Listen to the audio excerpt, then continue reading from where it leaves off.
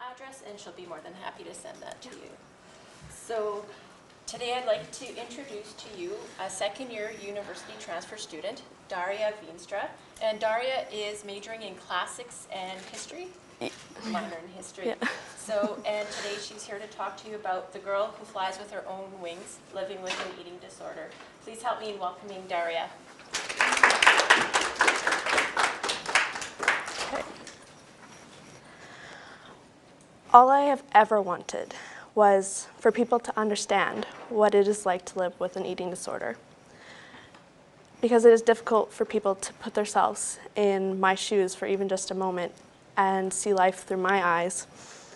And I hope that today, in a very short amount of time, I will be able to provide you with some insight. Although the voice, the monster, no longer torments me as he once did, he still is very much a part of my life, and it takes a lot of my strength to keep it under control. I was 13 years old when I was officially diagnosed with anorexia, depression, and anxiety. And around that same time, I began to self-harm as well. And when I was 17, I became bulimic. The girl that you see on the left in this picture, she still lives inside of me. She's always going to be a part of me. But she's a reminder of what I can become and also of what I can overcome. My mother took that photo of me because she wanted me to see what everyone else saw and what she saw. And when she showed me the picture, the first thing that popped into my head was, I'm still fat and I need to lose more weight. It's still not good enough. I had a very distorted perception of reality, of the truth, and I couldn't see what was in front of me. I can see it now, and I can see how very much unhealthy I was, but back then I couldn't. In that photo, I weighed 95 pounds. My hair was falling out. I was always cold. I had difficulties breathing. My muscles were wasting. I was damaging my organs. I blacked out a lot. I had gotten everything I wanted, but it came at a very big cost. I self-harmed because I wanted to feel something, because I couldn't feel anything. I felt empty and dead inside, so I began to cut because for me, that was one way that I could feel something, even for just a little bit. And it was also a way for me to cope with the underlying issues. Right now, I'm going to just read a small excerpt from a little piece I wrote for my parents a couple of years ago so they could understand what it was like during the beginning of my eating disorder. Because when in summer 2009, I began to fully develop my eating disorder, and my parents really didn't know what to do or how to understand it. So I wrote this for them, and this is the second time, I suppose, I'll be sharing it with everyone else. I don't remember a lot of that summer, but what I do remember is because I journaled every single day. One minute I would be standing up, and the next I would wake to find myself lying on the couch, completely disoriented. But I couldn't stop, and the next thing I knew, I was jogging again. I was trying to run away from myself. And when I wasn't running, I was lying on the bed, because I had no energy to do anything else. Couldn't even pick up a book to read. And so I had nowhere else to go but retreat into my own mind, a place that was quickly becoming diseased in thought and spirit. And then a voice began to whisper. And he was malevolent and sadistic, and he hated me, and he wanted to punish me. And I let him because I was tired and weak. And I did what he asked, and when I When I listened, he praised me, and when I balked, he lashed out.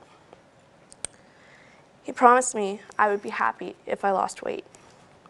But the more I lost, the more depressed I became. 5 more pounds and you can be happy. 10 more, just a couple more to go.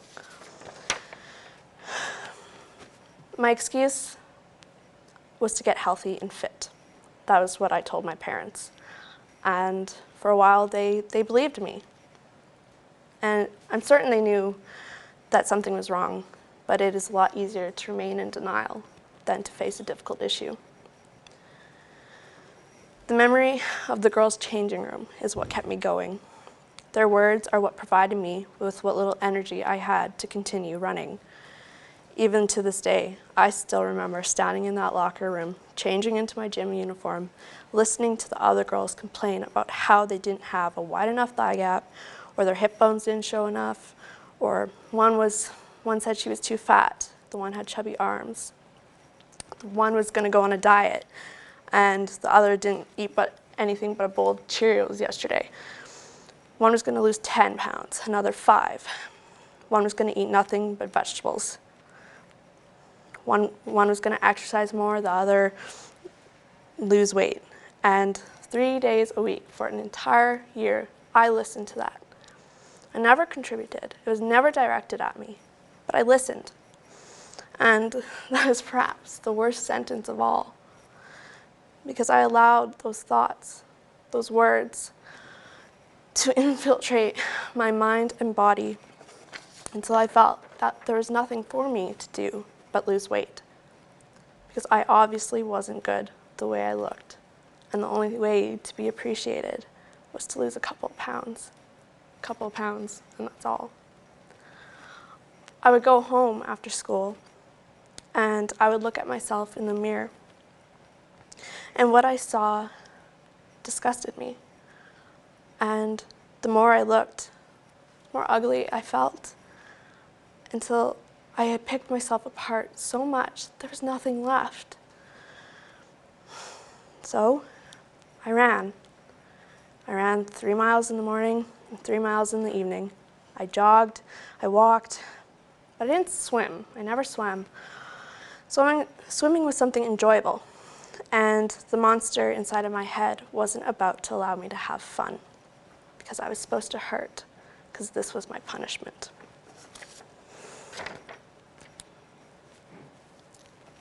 Following the end of that summer, I started grade 9, and by the end of September, a couple of teachers had voiced their concerns, and so I was found out.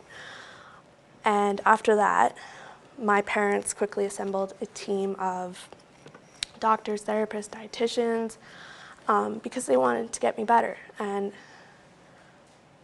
the thing was, I didn't want to get better, because I felt that what I was doing was okay. I denied that I had a problem, and I denied it for a very long time. And it was only until 2013 that I finally decided that I need help. My family, my sister, I put them through a lot, and I turned their world upside down. But I'm here today because they never gave up on me, and they saw a future for me where I couldn't see anything. My high school years, following when everyone found out that I had an eating disorder, it's never spoken, but everyone knew. And I had a very difficult time in high school. It was a very toxic environment for me, and it is very difficult to get better in an environment that is slowly killing you. So I would go to school every day, and I would walk those halls feeling ashamed of myself, ashamed of who I was, and I would feel very alienated, and I'd feel the pity from everyone, because they pitied me and they were uncomfortable around me. They didn't know how to deal with me, and I don't fault them for that. But You know, the jokes the boys would still make, the anorexic jokes, the bulimic jokes. The girls, they would still complain about being fat, and I would be standing there looking like that, and they would be calling themselves fat and how they're not good enough and they're not pretty enough. And I could never understand how people could do that to themselves, because it turns people into something they don't need to be. And I forgive each and every one of them for what they said and for what they voiced, but I can never forget. And the words, the comments, again, never directed at me, but just around me, they'll always stay with me. Because words have consequences, and words, they leave a mark on you, and you can't forget them.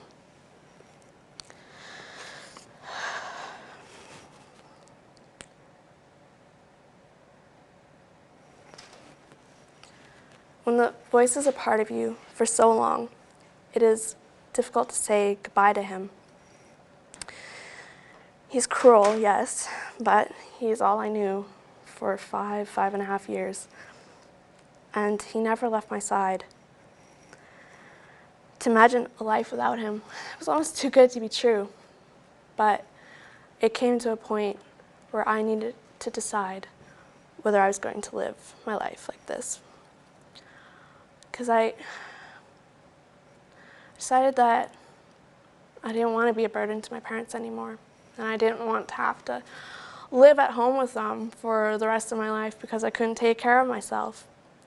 I wanted to go to school, and I wanted to make something of my life. So my decision to recover began in January of 2013. I went to Bridgepoint, a facility in Saskatchewan for girls to go to with eating disorders to receive help and the healing that they need. And when I went there, I never felt so safe in my life. I was accepted, and I wasn't judged.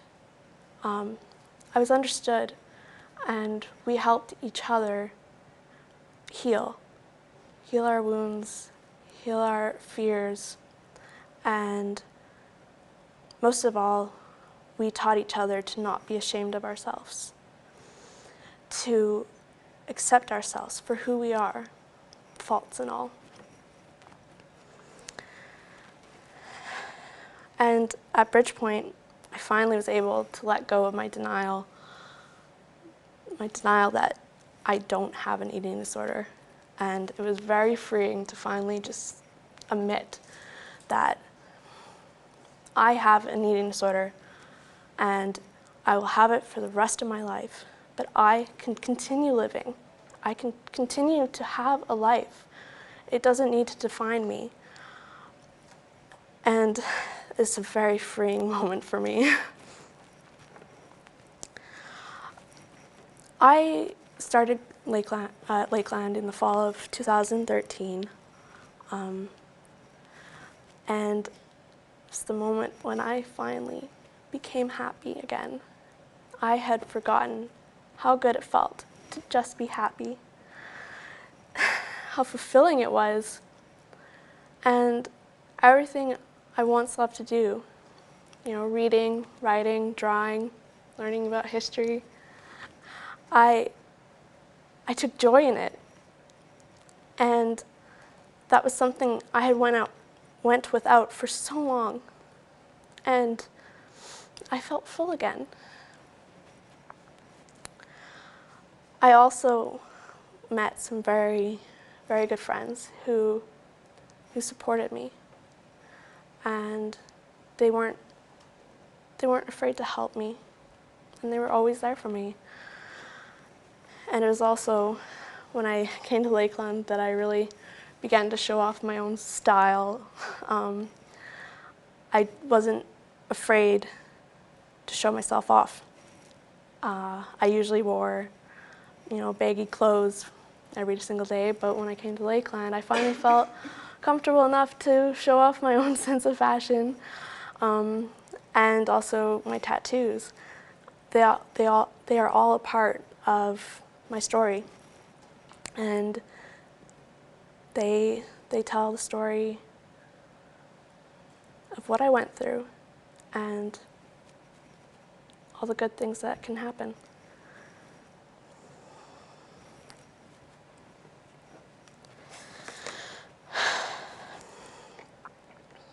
What I went through has left a permanent mark on me, mentally and physically.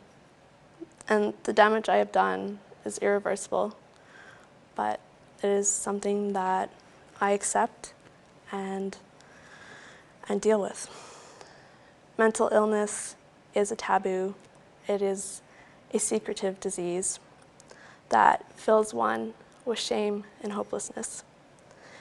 And it is a precarious battle of fighting for who you really are, opposed to what you are certain to become if you surrender.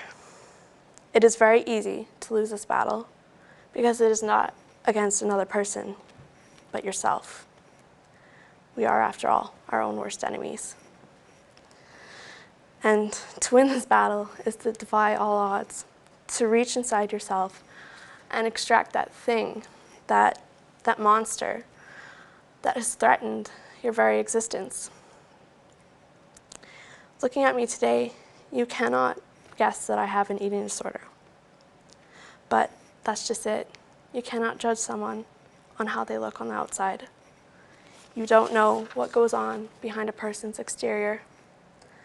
The pain and suffering one hides from the world is not a mere image to how one acts around other people.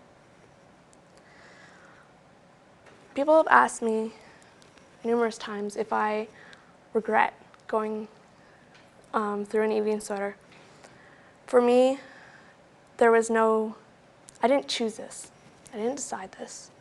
It just happened, so I don't regret it. It made me the person I am today, however horrible it was. And it made me see the world in a very different way and be more understanding to other people. I've given you a glimpse of what it is like to be inside my head, and I hope that each and every one of you will take at least one moment to reflect on what I have said. And after that, whatever you do with this information is of your own accord, but I just want each and every one of you to think. Think about the power of words and how they can change a person's life.